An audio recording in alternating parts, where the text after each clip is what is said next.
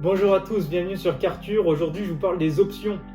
C'est une histoire de marketing. Les packs bubblegum, les toits ouvrants, les cuirs.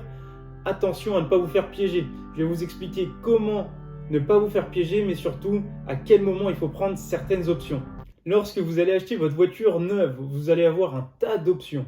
Avant, vous avez une petite idée, je voudrais un toit ouvrant avec des sièges sport, avec telle couleur, mais pour certaines voitures, ça peut être catastrophique. Vous pouvez vous retrouver avec une liste d'options énorme, avec un prix gonflé pour une reprise ou une revente de votre voiture catastrophique. La première chose à savoir, c'est quelle est la voiture que vous recherchez. Parce que suivant la voiture que vous recherchez, les options auront un prix différent et surtout une importance différente. Lorsque vous allez acheter une petite citadine, ça va être totalement différent d'une Ferrari.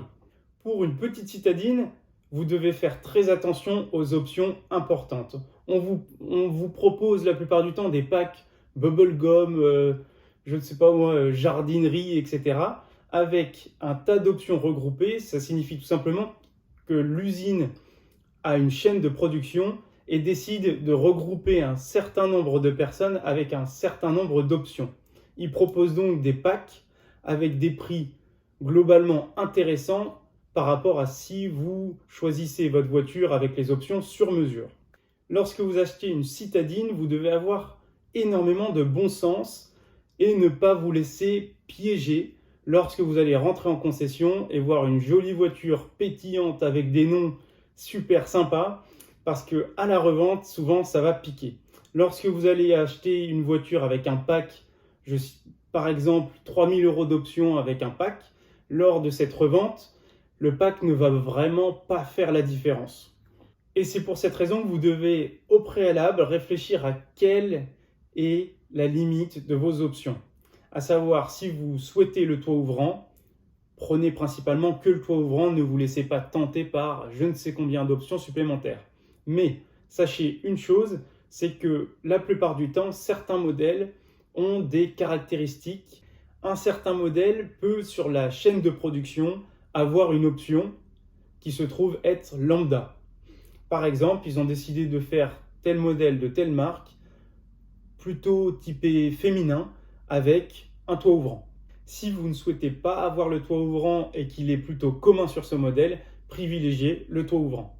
Toujours une question de bon sens, lorsque vous achetez une voiture, essayez, surtout s'il s'agit d'une citadine ou d'une voiture dite commune, de rester dans la masse. À savoir, voilà, est-ce que si demain j'achète une citadine, la plupart de ces citadines vont être d'une couleur jaune, verte ou rose, ou pas? Parce que c'est beaucoup plus difficile pour une concession de vendre une voiture d'une couleur rare, et d'autant plus sur le marché. Donc lorsque vous allez l'acheter plus cher, parce que c'est souvent une option, et lorsqu'on va vous la reprendre, on va vous la reprendre moins cher. Ensuite, je passe à une deuxième catégorie. Il s'agit la plupart du temps de voitures sportives premium. Là, vous devez penser à l'audience en général. Je prends un exemple concret. Lorsque vous achetez une Audi RS3, c'est une petite compacte sportive, vous devez privilégier les options sportives. Lorsque c'est un petit peu comme si vous allez dans une soirée avec une robe sublime ou alors un costume sublime, souvent vous devez avoir les accessoires qui vont avec. C'est la même chose pour ce type de voiture. Je rappelle que les goûts et les couleurs sont propres à chacun et c'est en aucun cas un jugement de privilégier mes conseils. Il se peut aussi que lorsque vous allez revendre votre voiture, vous allez tomber sur la personne qui cherche ce modèle précisément avec vos options. Donc dans ces cas-là, vous pouvez avoir la chance de la vendre au prix du marché, voire plus cher, mais attention, c'est très très rare. Je passe à une troisième catégorie de voitures, les voitures un peu plus luxueuses. Donc là, vous allez avoir une clientèle qui est plus aisée et donc vous devez absolument prendre les packs qui regroupent toutes les options les plus luxueuses du modèle. Par exemple, chez Mercedes, le pack Designo ou alors chez Bentley, le pack Mulliner. Vous devez les prendre parce que lors de la revente, ça va réellement jouer sur le prix de votre voiture.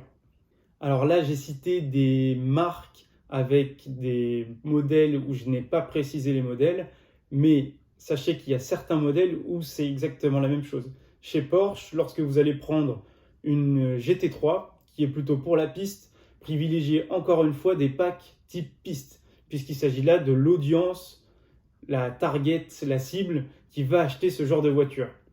Et là, tout de suite, je vais vous parler d'une exception qui confirme la règle. Donc, vous mettez entre parenthèses tout ce que j'ai dit auparavant et je vais prendre un cas comme Ferrari. Ferrari, lorsque vous prenez une option qui est extrêmement chère et qui est totalement différente de la masse, à savoir, je ne veux pas une Ferrari rouge, intérieur noir, mais alors une verte, intérieur blanc, il se peut que lors de la revente de celle-ci, la rareté fait que le véhicule va monter. Encore une fois, c'est très très rare et vous devez au préalable y réfléchir. Si vous avez une question, n'hésitez pas à me la poser dans les commentaires ou en privé. Merci d'avoir regardé cette vidéo. Je vous donne rendez-vous la semaine prochaine pour une prochaine vidéo. En attendant, suivez-moi sur les réseaux, sur Karture, Facebook, Instagram et maintenant TikTok. À la semaine prochaine. Ciao, ciao.